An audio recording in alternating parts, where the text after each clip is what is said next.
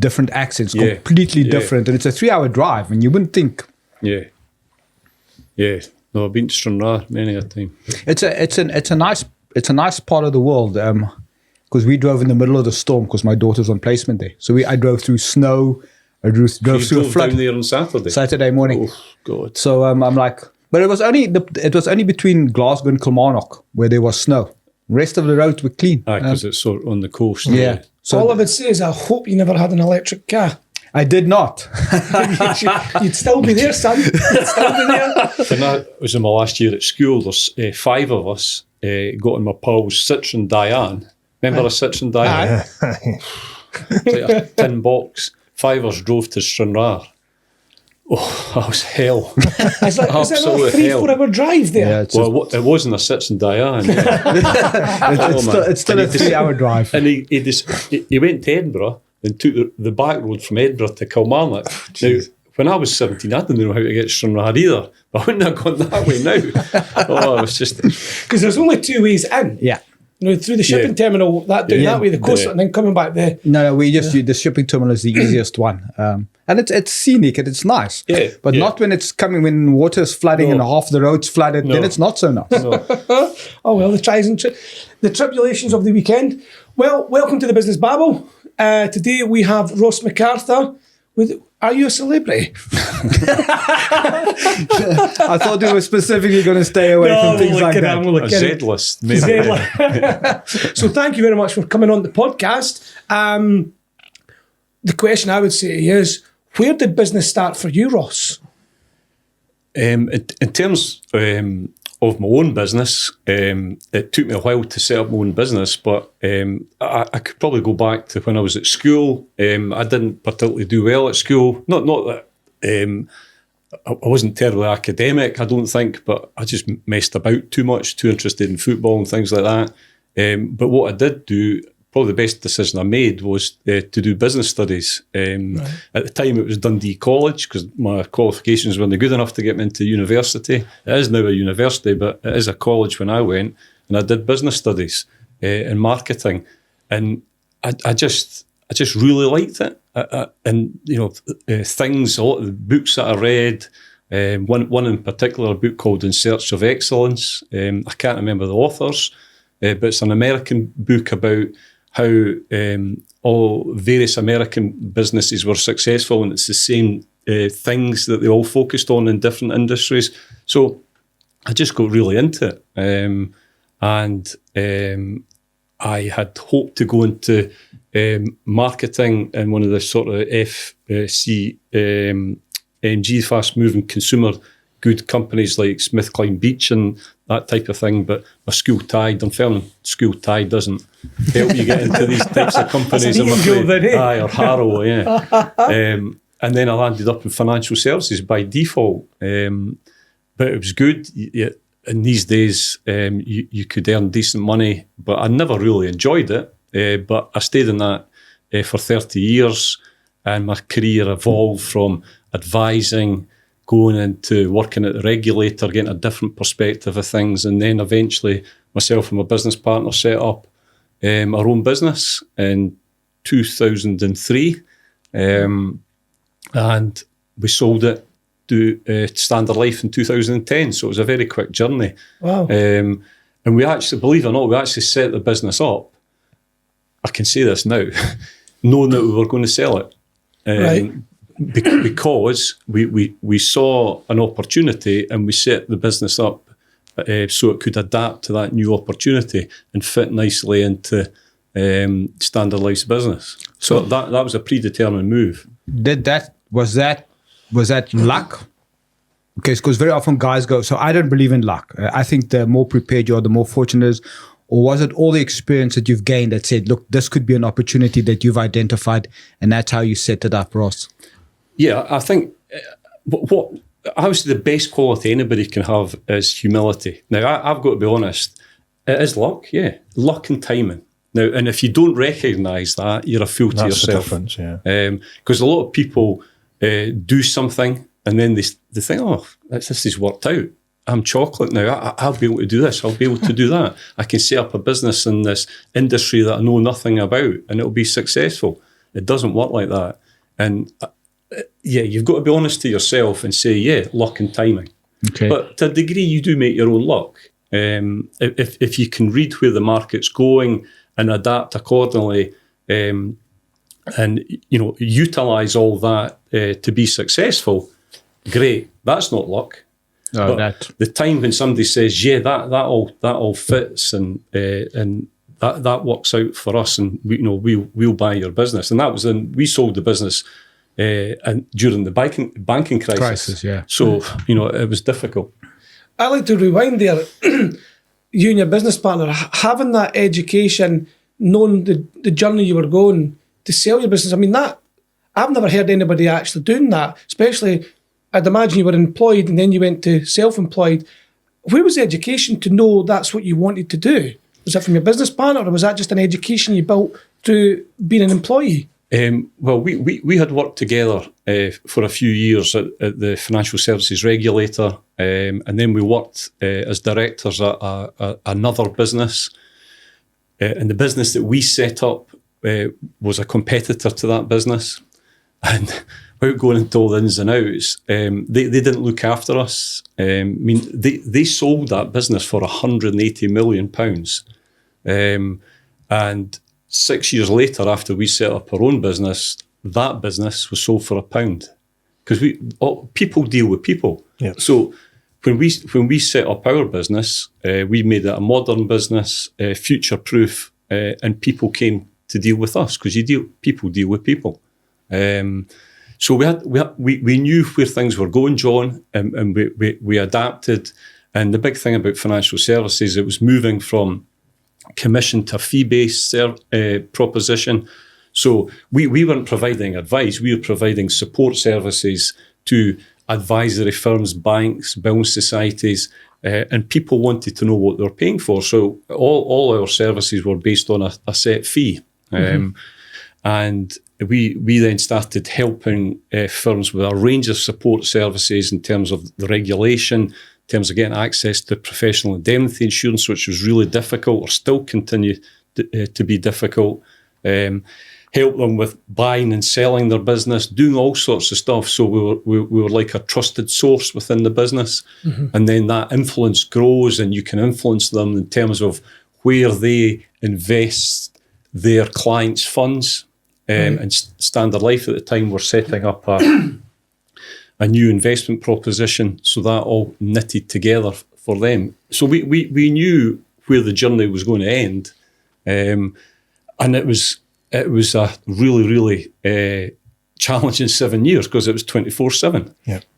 I mean, you're doing absolutely everything. You're growing the business, and in the end, when we left, it was 90 staff, which isn't that many, but it was very, very focused in specific areas where we think we could make a difference. And when you're saying you'd start the business up to sell it, did you actually have specifically Standard Life in mind to be the buyers, or so was it that detailed? Got to be honest, yes. Yeah. That's brilliant. Yeah. That's a great testimony, because when I've never heard anybody saying this yet. When you start your business, you need to think about what's your exit. And if you start with the end in mind, it's a fantastic way to say. But that's a focus. So, sometimes we talk about the theory. Yes. And it's good to hear that the theory actually in practice does work. Yeah. Because we don't often get that. Yeah. But what I will say is you've got to have real strength of character, because when we left, my business partner and I left our previous company, they threw everything at us because they knew the damage that we could do to the business. And we had all sorts of nonsense. You had private detectives following us. Really? We had all sorts of stuff. Wow. And we didn't earn for 6 months. And you know my family, John, on a Friday night, I'm sitting there, Michelle and the kids go to bed, and I'm sitting in my own lounge that you probably decorated right enough. And think, what have I done? What have I done? But you've got to keep going. You've got to have belief in what you're doing, and it's very, very difficult at times. But as I say, that resolve and strength of character has to come to the fore. It's that discipline, and I think people don't realise it. They see the glossy mag when they see people and they're envious, but they don't see the hard work that's involved in it, and the blood, sweat and tears, the long nights, long maybe not hours. seeing the kids as much. Yeah. You have to, something has to give. It's full commitment. Huh? But it's really interesting when you sold it on the 7th year. Now, statistically, people say you start making money in your 7th year, 6-7 years. That's when you start properly making your money.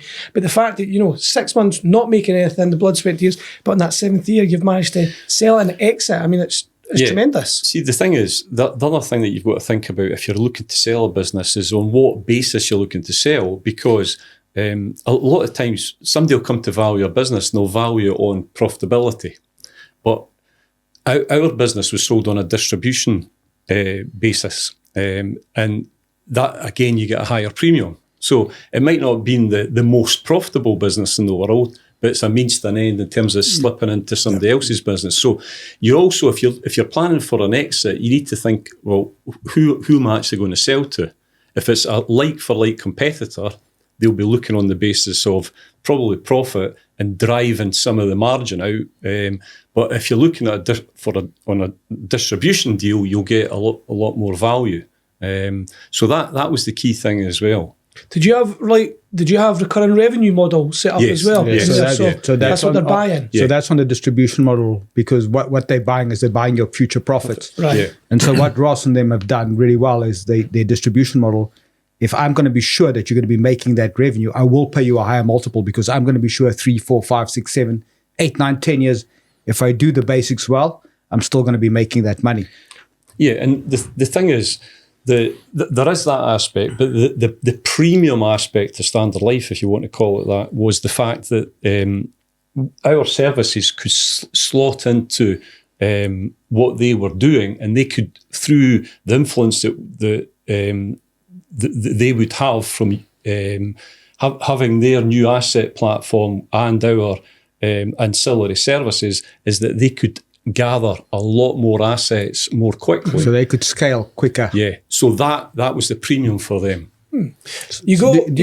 Sorry. Do you think they did the calculation in their head is we could either build this ourselves, or we could just go acquire somebody who's done it really successful and just bolt it on? Yeah.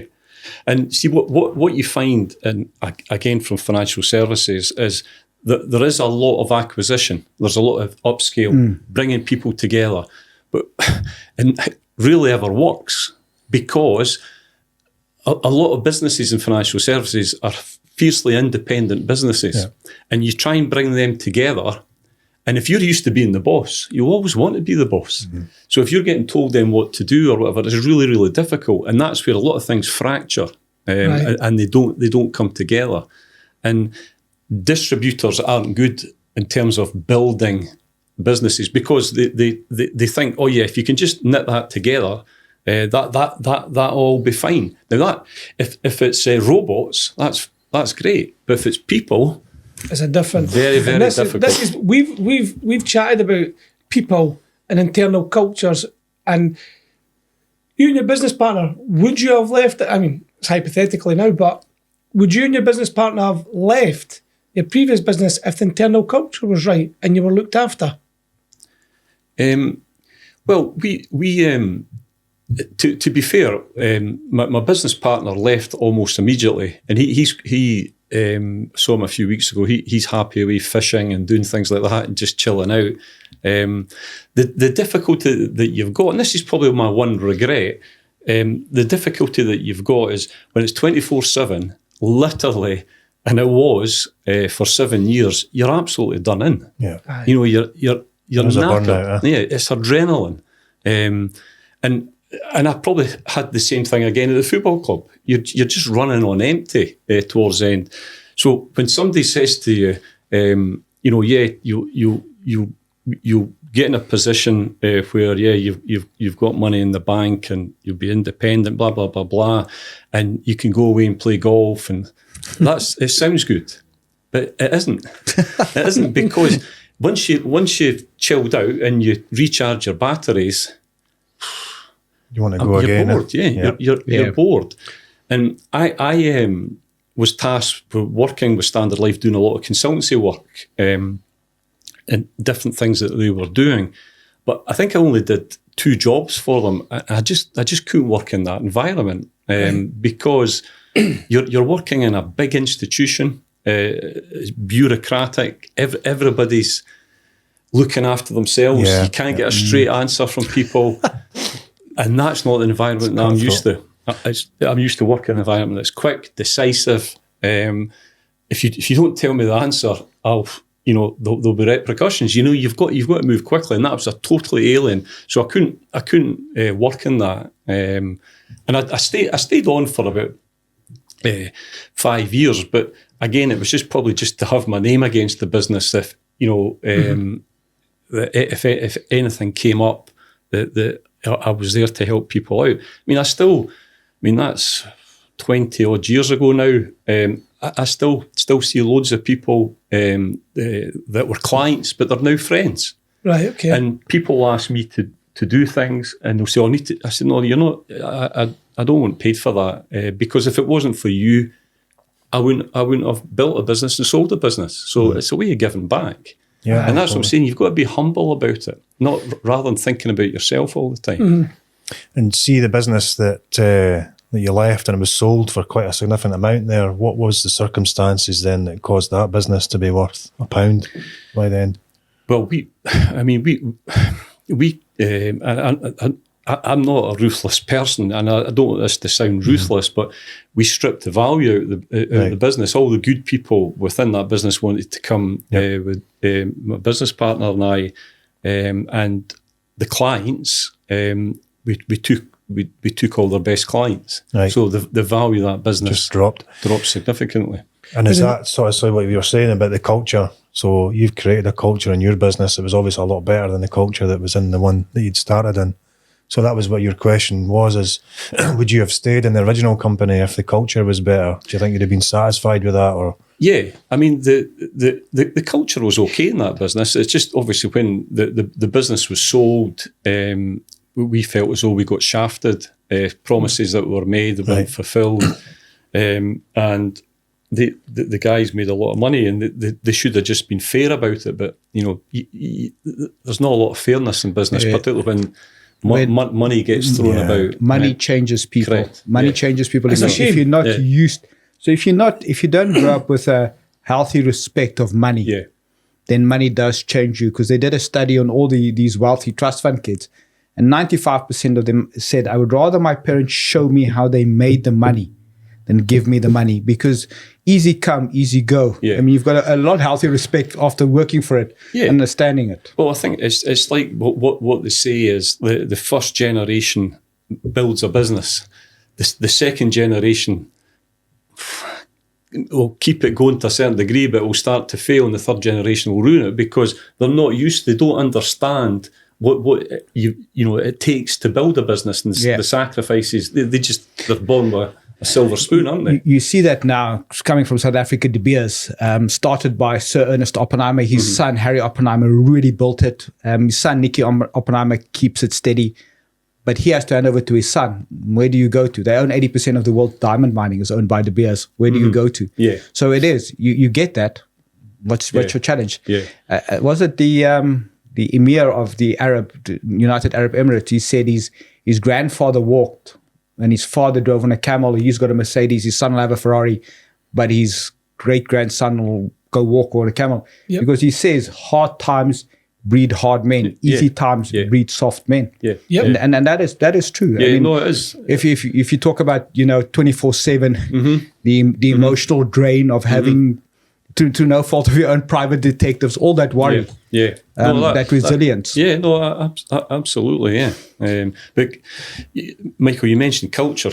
Culture is so important within a business, and that comes from the top.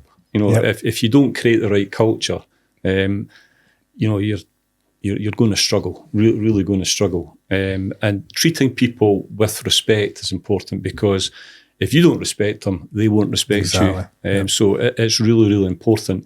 And being honest with people and having integrity. These are the fundamental things in my mind that makes a successful business person. If you have these qualities, people will want to work with you. Yep, gravitate. It's amazing because you know what I'm going to say now. Because Nobody knows what you're going to say, John. No, I've got a fair inclination where this is going. It really annoys me because it's just taking space in the wall. So certain big companies that have been renamed nameless, they have these integrity, trustworthy, passion, all togetherness. And I've not yet seen it. In practice, it's a feeling you get. And it's, as you've alluded to, it starts at the very, very top. And I think in an organisation, when you've got maybe 5 to 10 people, you can learn to become that. Mm-hmm. But when you've got maybe 250, 500 staff, you just have to, and it's not too derogatory, but you just look at the cleaner or, whatever, the photocopier, all the way up to the manager, you go, you need to be able to understand what we're putting on the wall. It should be a collective, but it's a decision at the top, and it's never echoed to the bottom. Mm-hmm. And it's just... I know you have integrity, and I know you are very, very trustworthy. It comes across in just your mannerisms as well. You can see it and you can feel it around people, and you definitely see it in you. But these corporate world, I like the people that I've met, they get it wrong.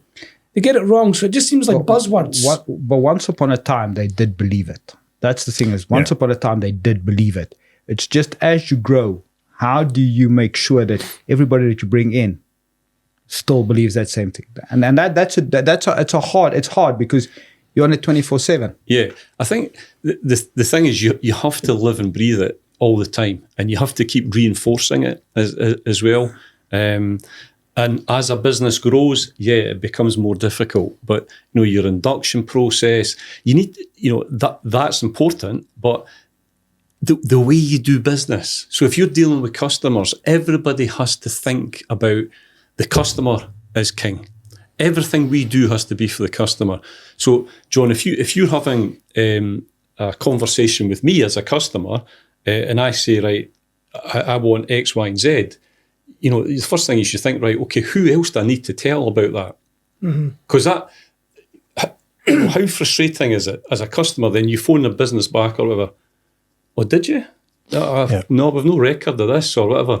It's right. If something happens, who else within the business do I need to tell? So the next time we engage with that customer, everybody's informed.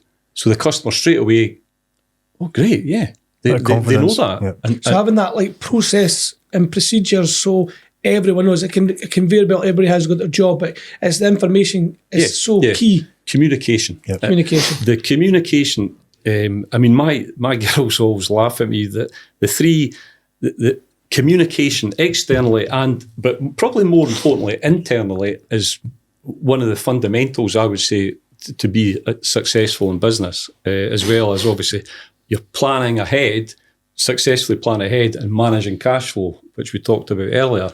These are the fundamentals, but communication, it's so important, but so many times it's overlooked. It's like when you phone the bank up. So I'll just put you through a department and you've already given them your shoe size and everything. Mm-hmm. And they go, right, could you tell me what... You're like, I've just done this. I know. I've just done this. Frustrating. It's wasting my time. And that's how frustrating it is, isn't it? Yeah, and plus as well now with a banking environment or the council or whatever, I just feel that COVID has become an excuse for...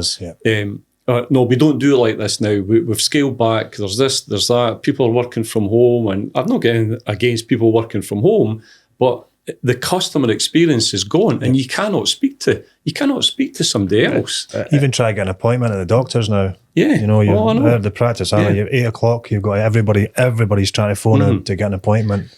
And if you don't get it, that's you. And it's getting the balance, Michael, between that human interaction and getting things more efficient for your business. Yeah.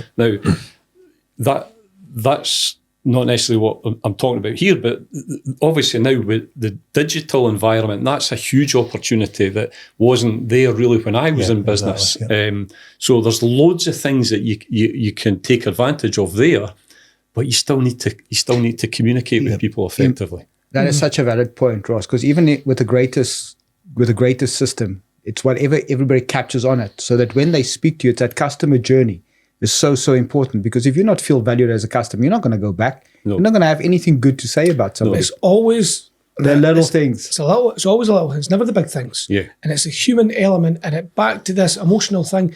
it's how you're made to feel. Yes. It's how you're made to feel. See, just thinking of something there, going back to my own business, we grew that business just from repeat customers. We didn't go out and advertise or really promote. We did a lot of press articles just talking about the industry and the way ahead. But the vast majority of our new clients came from referrals from existing clients. And that proves that you're doing what you said that you're going to do. And people, and they still say this to me today, some people, but I remember, you phone somebody. Oh, right, you phoned. Well, I said I was going to phone. But I didn't think you'd come back to me. Yeah, I'm coming back to you. I said I would. But they were actually surprised that you said, you did what you said you were going to do. How sad's that? We hear that, and you'll hear it as well in the trades as well. There's trades in. I mean, for us, when the letting side, we're so legislated that you have to. Yeah. Like, we're really governed quite heavily on all that. As we were in financial services, Michael. Exactly. Yeah. So when you say you're going to do something, you have to do it, or you're just dragged through the coals. Uh-huh. And there's avenues there for everybody to drag you through the coals if you give them the opportunity. I know. I think it's quite easier being in the trade side. But even for us, maybe an onboarding process for us, we have got about, I'm going to ask you, about 18 touch points with a client. Mm-hmm. It's never a customer, it's a client. It's just that's before they even buy from us. But there's even simple, like if you're going to be late, it's amazing how people don't just phone ahead and say, look, because that expectation that's always the thing. If you say to somebody, so Ross, maybe I'll ask you this question. If somebody says to you, I'm going to be with you between 8 and 9, what time do you expect them? 9:15. 9:45. Michael? I'd say, I'd be there at 8. Yeah. So you I'd said expect between 8 and 9. I know, but that's the earlier part. What time do you expect? Oh, sorry, I thought you said 8:30. No. So 8:30, I would say. Change my answer. Yeah. If they said between 8 and 9, I generally would think, right, 7:30, let's go in the middle. Just psychologically. I'd be So like, most people, if you say between 8 and 9, they vary towards the earlier time. You expect them there at 8, even though you've said an hour, because that's how they think about it.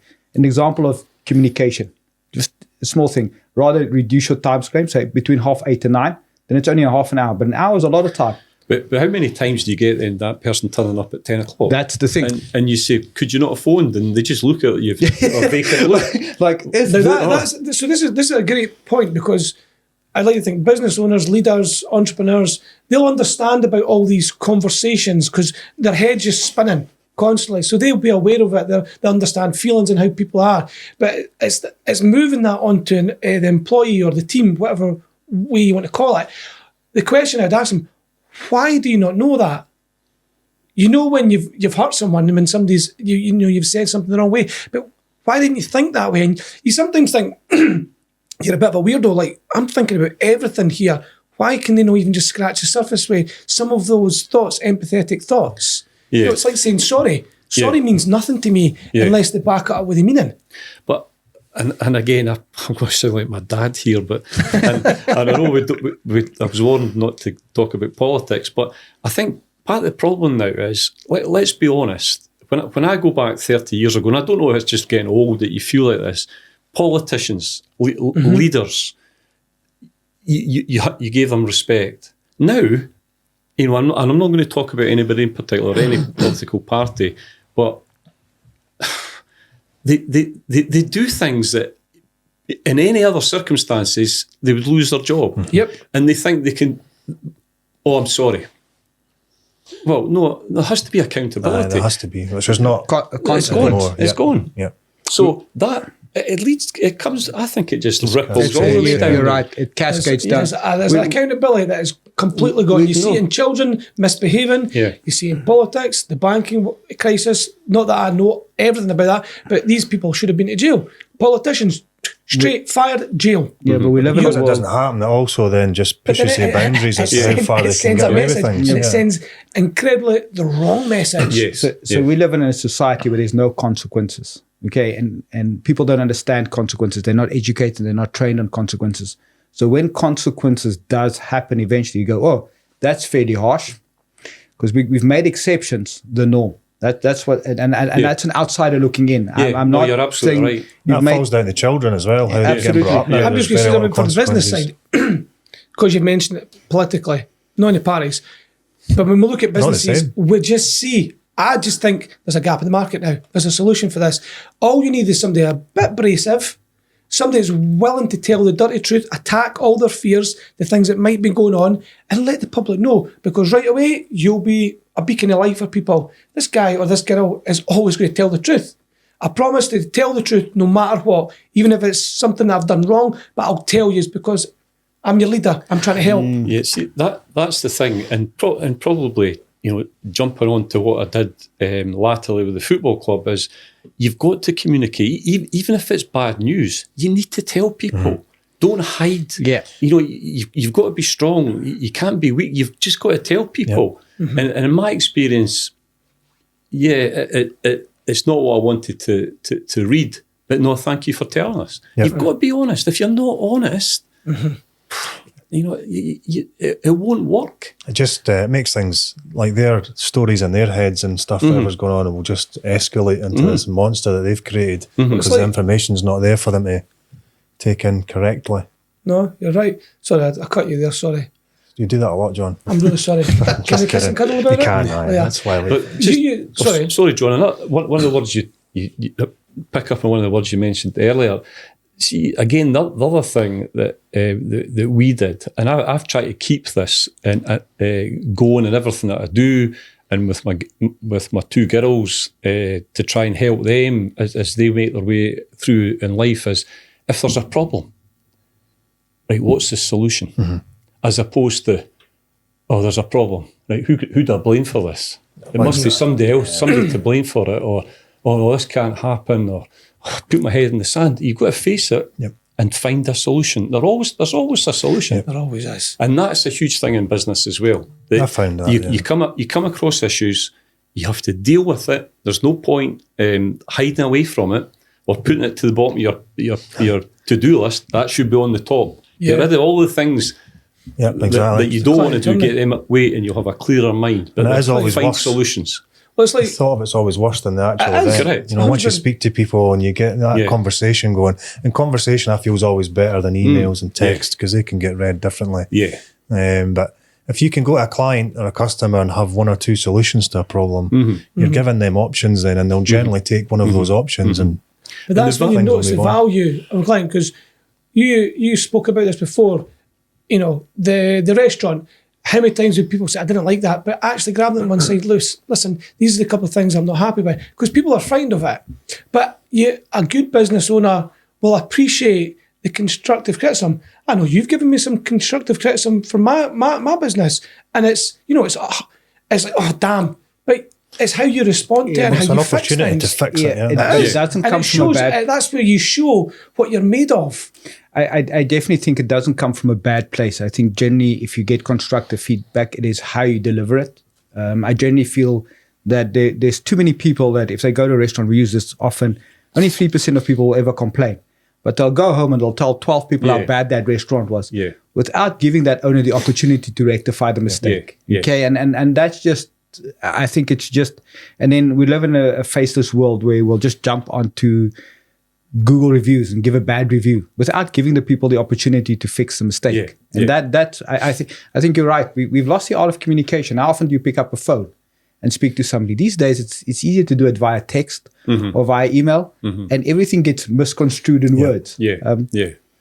As I said earlier, you can see the business efficiencies of doing something like that, but not at the total expense of verbal communication, because verbal communication is the only one that can really sort things out all the time. So, I think Elon Musk said this in previous episodes. Elon Musk, or Elon Musk, however you pronounce his name. He says with technology and AI, robots, because we could have spoke about 30 years ago, and the thought of having robots, we just go, okay, 40 years, 30 years about FaceTime, you'll speak to somebody on the other side of the world.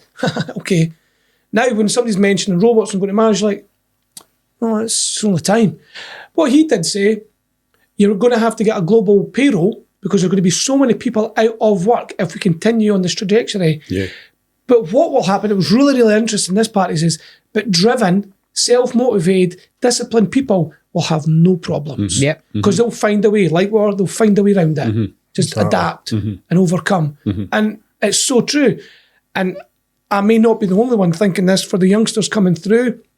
potential new leaders of the world, what kind of advice would you give to somebody that's maybe at school or in college, university, not quite sure where they're going? You know, what advice would you give them from your business acumen and just being, 40 years on this planet, 45 years on this planet? Yeah, and a parent. And a parent, aye. Yeah. I mean, I think the thing is, have belief in yourself, and as a starting premise, I would say do something that you enjoy. I'll be honest, I didn't like financial services. I hated it.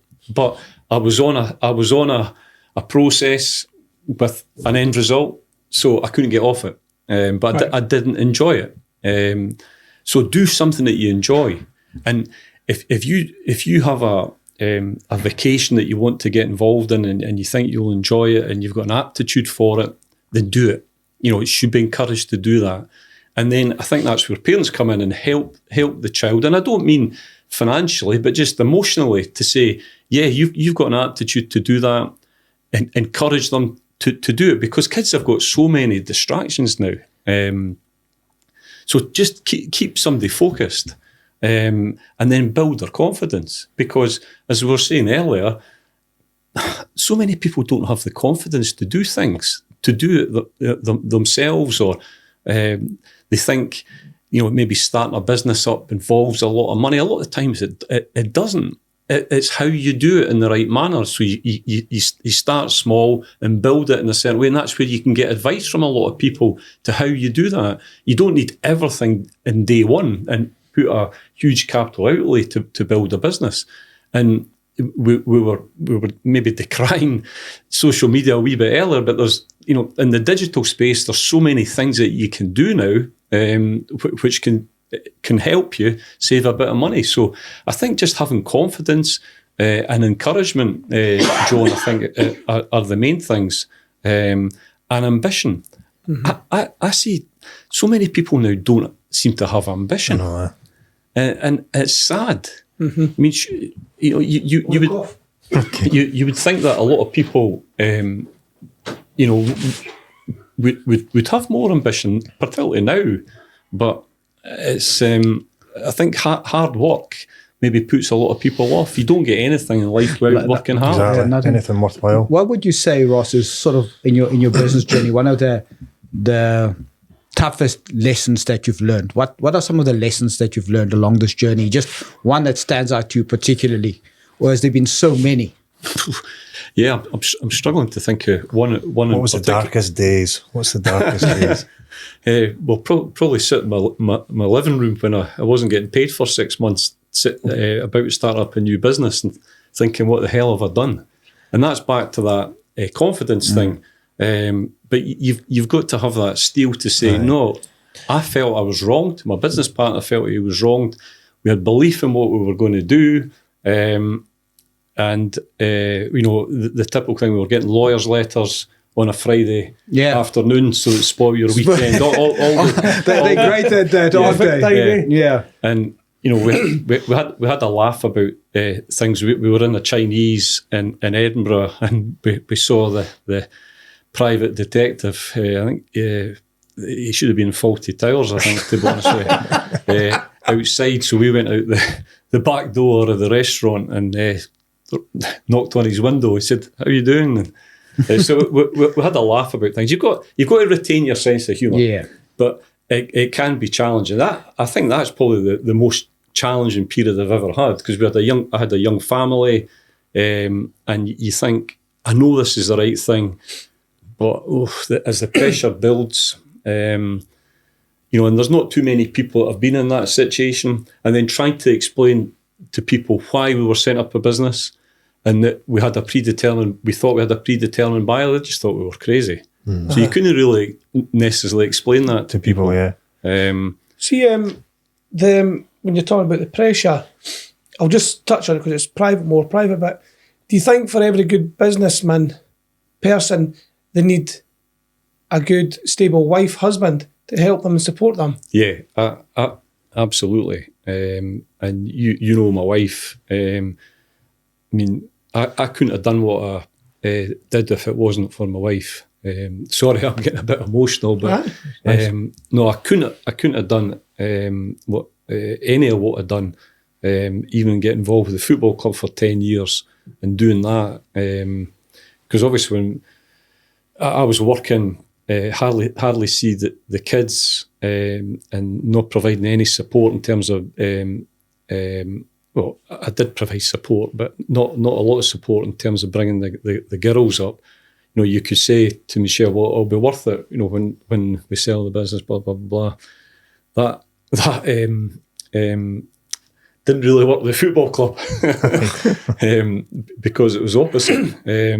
But she understood the passion that I had for the football club, and after all that, you know, she had put up with building my own business to allow me to do that for 10 years is remarkable. So no, you definitely do, and you need somebody, you know, who understands what you're doing and is there for you, and everything that we do together. And I would never do something and not involve Michelle and explain to her what we were doing or whatever. So no, absolutely. No, I think it's just sometimes they go unrecognised. Yes, for their stability and your rock. Because we talk about this quite a lot.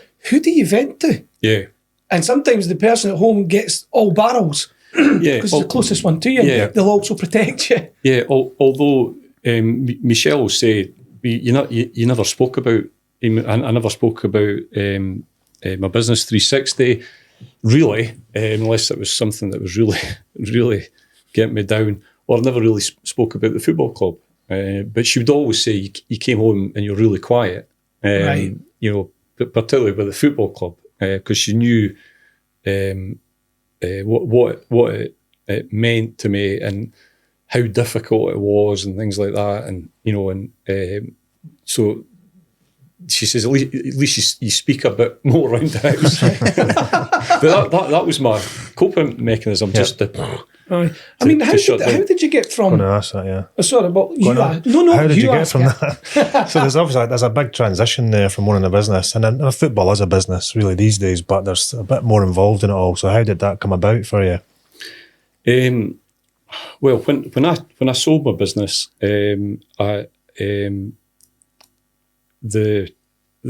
club was in the championship where it is just now.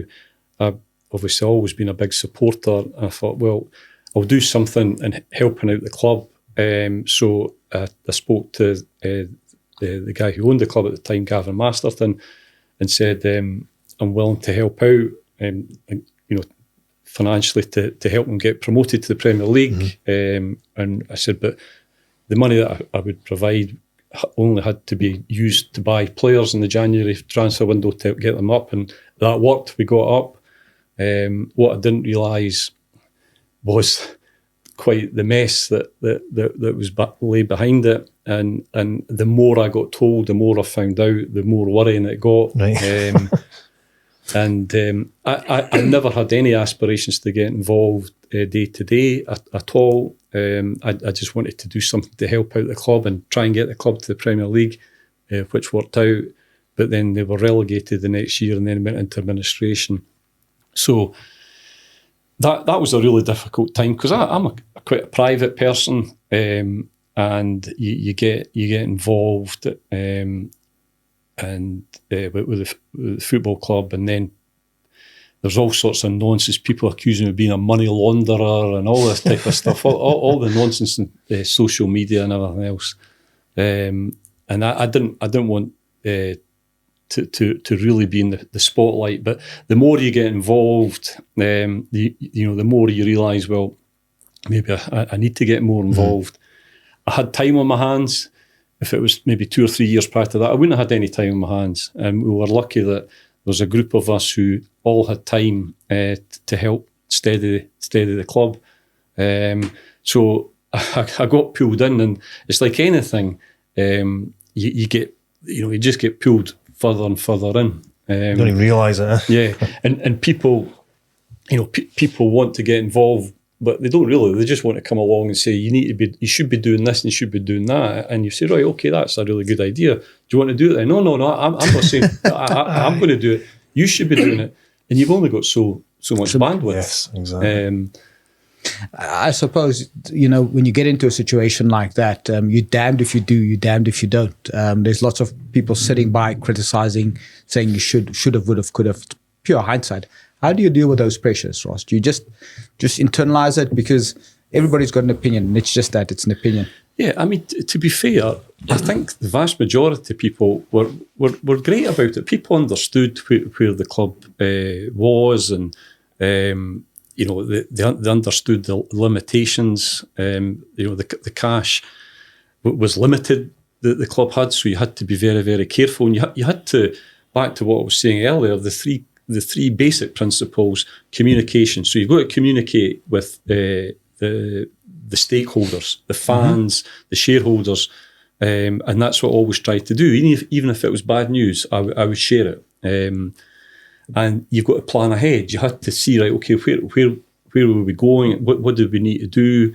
And obviously we had to manage the cash. There was a limited amount of cash, so a lot of the decisions that you had to make based on the money that you have. Yeah. So you would get maybe people saying, well, you should be doing that. Well, yeah, it'd be nice to do that, but we don't have the capital to do that. And if you're running a business that's just come out of administration, you can't run out of capital because there's no sources. You couldn't get any external lending. I had managed, I physically went round all the people that put in money into the club and shook their hands, spoke to them individually, gave them a pack of information, things like that. So I felt I was carrying all that responsibility. Yeah. So I couldn't go back to people and say, well, by the way, we've lost all of that. Would you put more money in? Eventually, in year 8 or whatever, I realised, well, the club's not going to move forward unless it needs properly capitalised. So spoke to all the the existing shareholders. Nobody had a real appetite to put any more money in, so we had to look at external funding. Yeah, and that's just the way it is for the club to move forward. But like anything, you've got to focus on communication, planning ahead, and managing your cash flow. Because if you don't do that, a football club's a business. Yeah, it's absolutely. Like anything else. If you don't do that, but all that seems to go out the window when it's football clubs. I think it's because there's so many people that have not got that business acumen that are going on their emotions. Like, oh, you should be doing this, you should be doing that. But would you follow the 3 basic principles in any business? Yes. So you're just going in from your business acumen into that situation. It's just getting everybody else to do the exact same thing. And you've got to adapt. Obviously, when I had my own business, I had employees. Now, at the football club, out with the football side, there's only 5 employees. You had to rely a lot on volunteers. Right. So you had to treat them with respect. You had to never take them for granted. You had to appreciate what they were doing. And they used to always say to me, "Stop thanking me for what I'm doing." I said, no, it's important that I do thank you, because what you're doing helps the club out. They would say, well, we should be thanking. I said, no, don't thank me. This is a collective, So that was a big change, because you didn't have staff, and I had to change how you're managing as well, because when you're managing staff, is a lot easier than managing volunteers. Because you have to respect them, and you might at times think, well, that's maybe not what I would have done or the standard, but you have to be diplomatic. You have to work in a slightly different way. So that was a big sea change for me. But fundamentally, communication, planning ahead, cash flow, nothing changes. No. There's a in nugget any in business. itself. Well, it is, eh? So we've got all of that going on then, and thrown in the mix would be transfer days. How much did that disrupt things, and how technical and difficult does a period like that come for you as a business? Yeah, see, again, it's probably that transfer deadline day. It's probably a bit of a myth, because obviously you see Sky Sports and they have it all dramatised. But if you're relying on doing transfers on transfer deadline day, you've not planned properly. So again, it's making sure all these things were in play. And the thing is, if a transfer's done on transfer deadline day as well, you're paying over the odds. Aye, it's a panic buy. Yes, you are paying over the odds. So it's a double whammy. And, the other thing that you have players who, and it's all relative. Obviously, Dunfermline's down here and the Premier League's away up here. But if a player hasn't signed for anybody and they're hanging out to the end of the transfer window, they're only interested in one thing. Yeah. So then they come into your squad and Disrupt. it disrupts it. And if you've paid over the odds for that player, and not that I would say we ever did this, because we weren't in the really position to do it, but I've seen it at other clubs. The chairman or the CEO said, "Well, do not tell anybody what we're paying you." Aye. That's just the first thing. Yeah, exactly. I'd like to ask a question, because it is a business at the end of the day. We talk about the ABC rule: attitude, behaviour, and capability. And capability, it's important in a footballer to have the good capability, but that attitude and behaviour and drive that culture. That must be something difficult for the manager to manage as well, let alone the leader of the business as well. When you've just got that bad egg, and when you're tied to agreements, and then having to watch your cash flow and trying to pay that money to get rid of the cancer, I call it, sorry, for better choice of words. Yeah. That must be quite difficult as well. Yeah. I think the question I'm saying, in a nice way, what was the best memorable experience you had having that business, Dunfermline Football Club, and what was the worst? Well, I think the best one was obviously just protecting the club, saving the club, because it was not far away from being liquidated. There's not been dramatic about it. It was. So a lot of challenging times. Getting in the early days, we got beat by Cowdenbeath 5-0 at East End Park with a sellout crowd in a playoff game. It doesn't really get much worse than that, to be honest with you. That's a dark day. It's a dark day. So there was I mean, to be honest, being totally honest about it, there was more lows than highs. Yeah. But that is what it's like following Dunfermline Athletic. You've had that all your day. But when you're the leader of the organisation, you take it personally. You think, should I be doing more? But your hands are tied. Because you're a winner. Yeah, you've won. Well, you want to do it to the best of your ability, and but your hands are tied in the environment that you're operating. And you mentioned contracts, and any other employment situation, it's not working out with somebody for whatever reason. They're not capable, they're not performing, or they're disrupting. Sometimes, depending how long the length of service, you could get rid of them there and then, or pay the notice. You can't do that with football players. They're on contracts, and that's the other nonsense. So you've got all these things. It's a sharp learning curve in terms of working out all these things. So that's why, you cannot give 2 or 3 year contracts to players unless you're absolutely sure. Or what you build in different things at starting salary, appearance related, extensions. There's all sorts of things that you can do as you learn more about it. But yeah, it's a bizarre world. The practicalities of day-to-day business, normal business, go out the window. When you're talking about employing footballers, because everything has to work their way. I mean, you talk about high-level football. It's only industry I know that you're rewarded for being a failure. You still get paid. Yeah, you get paid huge amounts of money. And you sometimes wonder, why would that person, that's a poison chalice, taking on that job? Yeah. Well, if I'm here for 6 months and I get paid out for 3 years, great. And there must be people that are looking for that. There must be, because there's always somebody greedy, there's always somebody hungry and got the wrong principles. I mean, really, when I think about all the things you're talking about, why would you take on a football club? You've done it because you had, and you supported them. Yeah, it's always been my football club, and you do your bit. As I say, I never anticipated I would get involved to that degree or for as long. But it wears you down. You know, it does wear you down because of all the things I've said already in terms of the responsibility.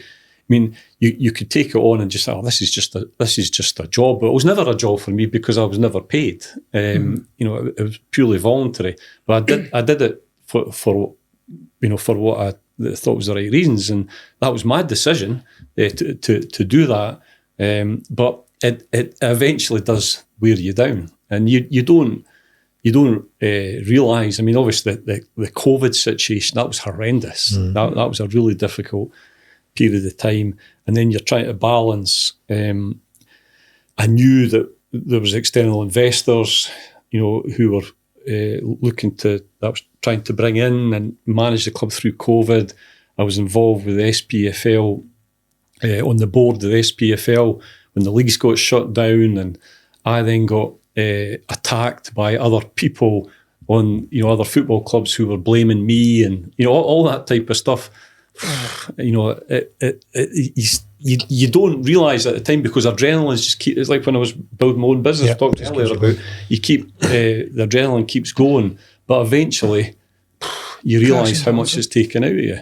You know what? It's like something my dad told me years ago. It was a wee heartwarming moment. He says, "Just remember the people. You know, it's your friends that care and your family." There's another way of saying that. Sorry, I've totally forgotten here. But just remember your friends know who you are, and that's all that matters. And your family, that's all that matters. Everybody else is just white noise. Just ignore it.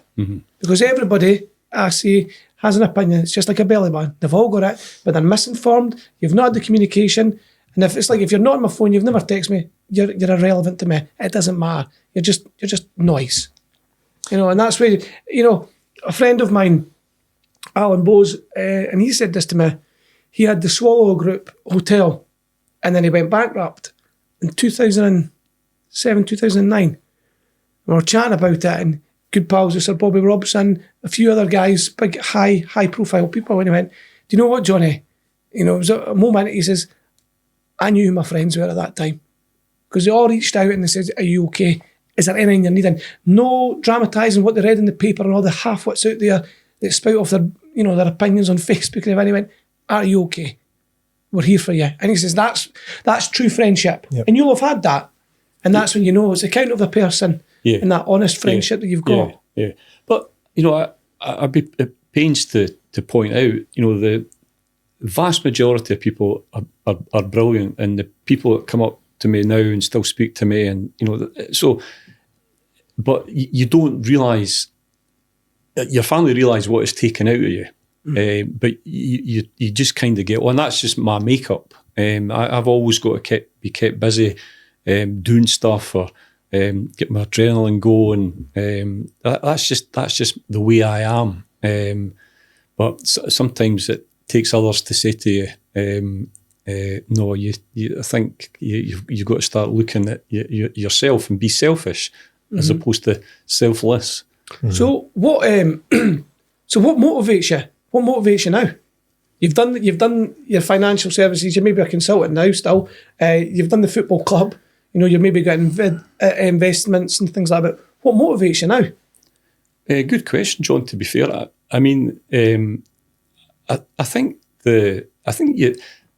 still think, as I say, I was done when I finished with my business. Probably the same with the football club. You recharge your batteries quite quickly, but you still think you're 25, 35, and then you look at yourself in the mirror in the morning and go, "Oh God, no, I'm not." So I think your motivation has to change.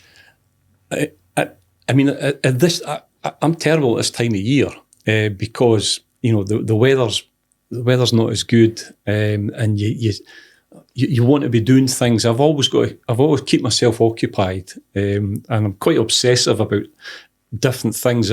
If I do something, I've got to do it 110%. I just can't. And Michelle will say to me, "No, you could do that. You could finish that tomorrow." No, you just got to focus and get it done. And that's probably because over the years I didn't have time. So you can't. That's just your go-to. Yep. If you're going to do something, get it done there and then, because there's some tomorrow something that else will come up. But even though I've got plenty of time on my hands, that's just So it's trying to manage that with all being well with a grandchild over the next few days. That'll probably change a lot of my direction as well. I do I help a few people out with consultancy work that I'm doing at the moment, because loads of people are looking to get their business positioned for sale, looking to sell. So the stuff that I did latterly in my own business was all about getting businesses ready for sale. So I've got a lot of knowledge, and I enjoy that. And it's sometimes that you can't see the wood from the trees. If you're ingrained in your business day to day, it maybe just takes somebody to come in and say, well, have you thought about this or do that? Oh, right, I never thought that. And you think, no, it's just a quite an easy thing. And I was probably like that as well. He's just consumed on day-to-day things, and you can't actually see what you need to do to take things forward. So I enjoy doing that, and that keeps me busy. I still know people, as I say, in financial services and in football. There's a few people I know at other clubs who ask me different things and help me out, ask me to help them out with different things. So it's enough to keep me occupied, but I like to be out and about and busy. So do you ever, like reflecting on life, and I'm doing this myself sometimes, when you don't realise what you know, who you know, how you got there, but you're just here, and you sometimes think, you forget about the hardships and the pain of it, but because you're just here. But do you ever look over your shoulder at the past and go, bloody hell, I've had a bit of a journey?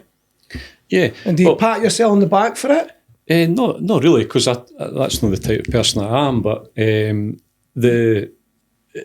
I think you said you forget the hardships. I don't think you do. I think it's important that you remember the hardships, because it keeps you grounded. When you're maybe in a good situation, and you've maybe been successful in a certain area or whatever. I think it's important that you remain grounded and you remember the hard times. And you said earlier, people will judge you and say, "Oh, it's all right for you. It's all right. You've got this or whatever." But as Michelle would say to me, well, they didn't know about this or that, or they don't know what we had to do here or whatever.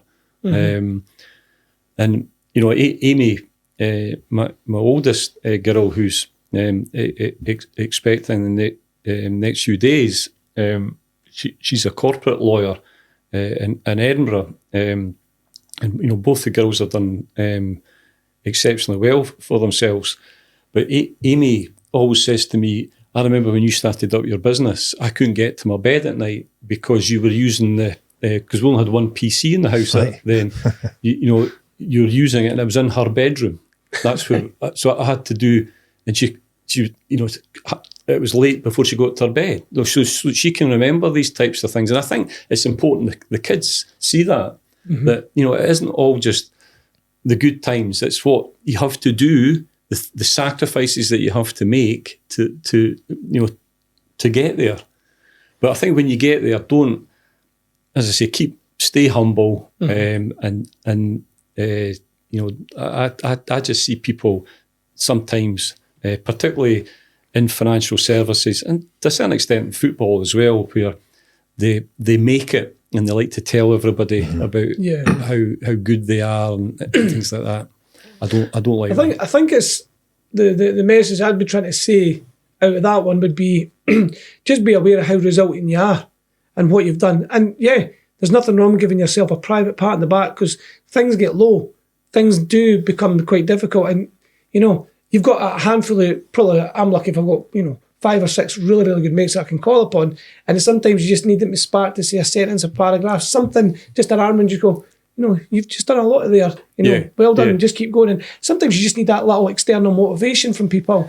I think it's an element, because it's too easy to give up for some people. And any would-be entrepreneur, business owner, even though it might be trials and tribulations, but keep moving forward. Keep doing it. I think you asked earlier about people leaving school, in terms of looking at going into business or whatever. But I think another fundamental, I think we've created a society now where people can't deal with adversity.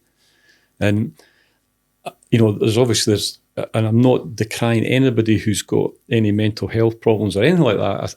I don't mean that, but, and it can be quite basic things. People aren't used to dealing with adversity. They just go under. Whereas dealing with adversity shapes you as a person, and that helps you to become more resilient and strength of character. Whereas if at the slightest thing, you go under, or you don't go and speak to people or help to find that solution, you won't grow as a person. And I think now the celebrity lifestyle that's portrayed, everybody just wants it now. No, that doesn't happen. You've got to work hard for it, and you've got to go through all sorts of different things to get there. But no, I'm not willing to do that. I just want it now. Aye. I think it's probably important to take away as well is all these adversities I had. Like, so you've had like private investigators following you, the solicitors' letters and all that. It's going to be quite upsetting and a bit dark at times for all that. But now, as time passes, you can have a laugh about it. Yeah. So things that are at the epicenter of what's going on is going to be the worst time, and it will get easier as the days and weeks and months pass. And just don't, when you're in this situation, think it's the end. There's always a way out. And no, it is. And even when I was younger, I had a lot of difficulties that I had to face and things like that as well. So all these things create the person that you are, and having to navigate your way around. But if you're expecting a straight motorway, straight down the middle, and you're just going to keep falling, and life's not like that. And I know it sounds like an old fogey, like my dad or whatever talking about it, but it's true. It is true. And I think you've got to tell people, and you've got to, educate your kids that that's how life is going to be. It is going to be challenging. And you have to see your way through it. And, and it's the same in business. Yeah. Final wee question, different, but see your opinions on where Scottish football is and what changes that you could make to improve it. Yeah, a small question. It's just a small question. How long have you got? Well, we could do this in 2 parts. What's your time as well? I think the big thing for me, and obviously as a supporter of a provincial football club, people would expect me to say this, but also as a proud Scot, in terms of wanting the best for the Scottish national team, it needs a bigger top league. You've got more opportunity to develop young players, because at the moment, even in the Championship, you've got 10 teams. Now, if you get on a bad run, you can easily get relegated. The same with the Premier League. And the big challenge for a club like Dunfermline is not just getting out of the Championship, is staying in the Premier League. Staying in the Premier League will need a lot of investment. And there's more money in the top league than there's ever been. And because of the way European football works now, there's more money going in, but it's all going into the top league. Tops, yeah. So you've got full-time football clubs in the Championship that are getting a fraction of what they get in the Premier League. And people will say, yeah, Dunfermline's a Premier Division club and that's a bigger club than X, Y and Z. Yeah, on certain basis it is, but not in terms of revenue, because, but turkeys won't vote for Christmas. That's the problem. I mean, I had people, from Hearts and Dundee United and Hibs, when they were in the Championship, I won't name them, well, yeah, it's terrible down here, yeah, it's really difficult. Yeah, when we get back to the Premier League, if the vote ever comes up, we'll be voting for a bigger league. No, they don't. As soon as they're back up, oh no, it's all right. We're all right, Jack. So a bigger Premier League, playing clubs less times because it becomes so stale, which will encourage more younger players. And there should be not so much in Europe, but Scottish League games, there should be a cap on the amount of foreign players that you have, and encourage younger Scottish players to develop. They used to have that before. Yeah, and it did get a bit stale, but it's like all things in life, it goes round in cycles. Yeah. So you have to adapt, but that to me is the fundamental change. Will it happen? No. I there don't you think go, so either, eh? but I So doing the definitely same agree. thing and expecting a different result. Yeah. Well, And the split as well. See the split they have, just nonsense. Yeah, but again, having been on the board, again, it's Sky and Rangers and Yeah, Celtic. But you could, if you were going to go to a bigger Premier Division, you probably still have to go with the split. So Rangers and Celtic still got the four games. It's just the way it Yeah, is. aye. haven't you? Oh, well. Well, Ross, I'd just like to thank you Yep. for coming along here nice and early for us. And Certainly early for me. you wouldn't like to know what time we've been in here. We've already done one, another podcast. So, Vickers, do you want to finish on our strap line? You put me on the spot. Come on, Vickers. No, I know what it is. This is about a year now, and no, you've I not know remembered what it it. is. It's called This is your world. This is Your World. Shape it or someone else will. Well done. There mate. we go.